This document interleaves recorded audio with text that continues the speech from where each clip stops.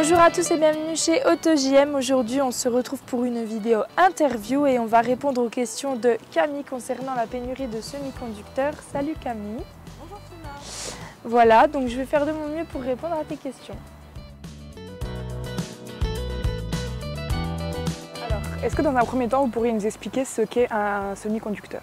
On appelle par abus de langage semi-conducteur tout ce qui est composant électronique. Dans une voiture, on s'en sert notamment pour le tableau de bord, le GPS, on en a dans les airbags ou encore pour le système ABS. Et plus un véhicule est haut de gamme, plus il a d'équipements électroniques et donc plus il y a besoin de semi-conducteurs. Alors, est-ce que vous pourriez nous expliquer pourquoi en ce moment on se retrouve avec une pénurie de semi-conducteurs? Alors dans un premier temps, il y a une forte demande de composants électroniques, donc de semi-conducteurs, au moment du confinement où il y a eu une augmentation du télétravail, où les gens étaient chez eux et donc commandaient des ordinateurs, des consoles de jeux ou des télévisions. Donc les semi-conducteurs sont essentiels à ces produits-là. Et on a également une guerre commerciale entre la Chine et les États-Unis qui pousse la Chine à faire du stock et ce qui a ralenti en fait la production. Il faut savoir que les semi-conducteurs sont principalement produits à Taïwan et en Corée et que la production est très coûteuse. Et quelles sont les conséquences pour le secteur automobile? Eh bien, vu que l'approvisionnement n'est plus suffisant, ça a ralenti la production automobile. Aujourd'hui, les conducteurs, les automobilistes en général cherchent des voitures disponibles plutôt rapidement. Donc ils vont avoir tendance à aller plutôt sur du véhicule d'occasion ou sur de la dispo rapide, ce qui fait que pour ces deux modèles-là, on a de nouveau, on commence à aller vers une pénurie donc de véhicules d'occasion et de véhicules en dispo rapide.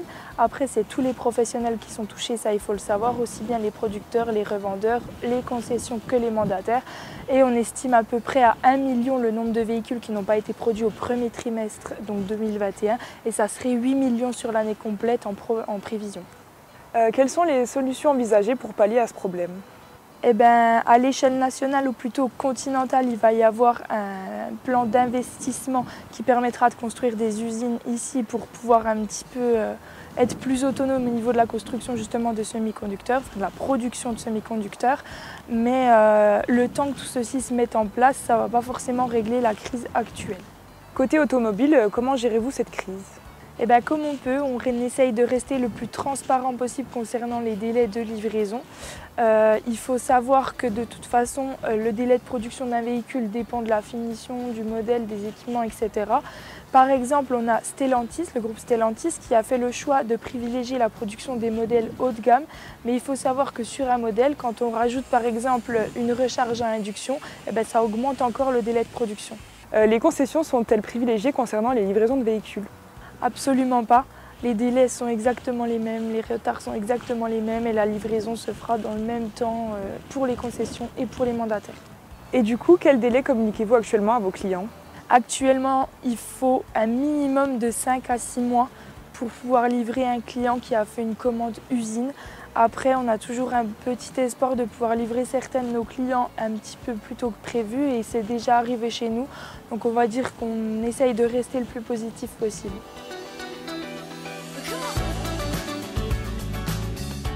Merci à tous d'avoir regardé cette vidéo. Si jamais vous avez d'autres questions, n'hésitez pas à les poser en commentaire et à bientôt pour une prochaine vidéo.